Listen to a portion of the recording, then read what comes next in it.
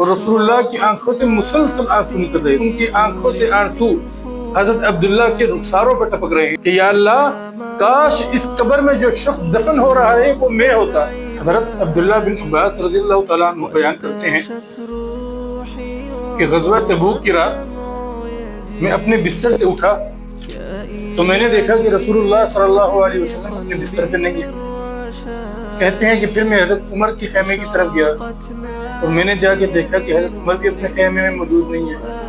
کہتے ہیں پھر میں گیا حضرت ابوبکر صدیق رضی اللہ تعالیٰ عنہ کے خیمے کی طرف اور میں نے جا کے دیکھا کہ حضرت ابوبکر صدیق رضی اللہ تعالیٰ عنہ کے خیمے کے اندر نہیں۔ کہتے ہیں میں بڑے تعجب میں پڑ گیا اور میں نے ادھر ادھر دیکھنا شروع کر دیا کہ خیموں کے پاس سے ایک جگہ سے مجھے روشنی نظر آئی۔ کہتے ہیں کہ میں اس روشنی کے پاس گیا تو میں نے دیکھا کہ رسول اللہ صلی اللہ علیہ وسلم نے کسی کی میت کو پکڑا ہوا ہے اور حضرت ابوبکر رضی اللہ تعالیٰ عنہ اور حضرت عمر رضی اللہ تعالیٰ عنہ یہ پاس کھڑے ہیں۔ حضرت عبداللہ بن مسعود کہتے ہیں کہ میں نے رسول اللہ سے پوچھا کہ یہ کون شخص ہے،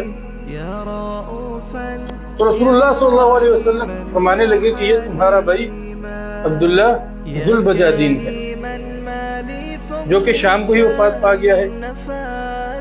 عبداللہ بن مسعود رضی اللہ تعالیٰ عنہ بیان کرتے ہیں کہ رسول اللہ نے اپنے ہاتھوں کو حضرت عبداللہ کی گالوں کے نیچے رکھا ہوا تھا اور رسول اللہ کی آنکھوں سے مسلسل آنسو نکل رہے تھے اور رسول اللہ دعا کر رہے تھے اللہم امسیت عنہ راضیا فرض عنہ کہ یا اللہ میں آج شام تک اس سے راضی تھا، تو بھی اس سے راضی ہو جا۔ اور رسول اللہ بار بار یہ دعا کر رہے ہیں اور ساتھ ساتھ ان کی آنکھوں سے آنسو حضرت عبداللہ کے رخساروں پر ٹپک رہے ہیں۔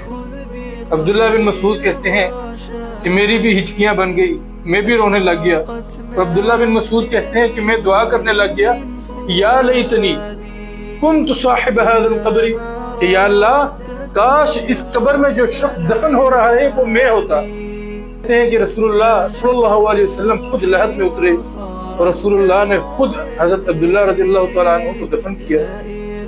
رسول اللہ نے زندگی میں صرف 5 لوگوں کے جنازہ خود لحد میں اتارا ہے، ان میں سے ایک حضرت عبداللہ رضی اللہ تعالیٰ عنہ۔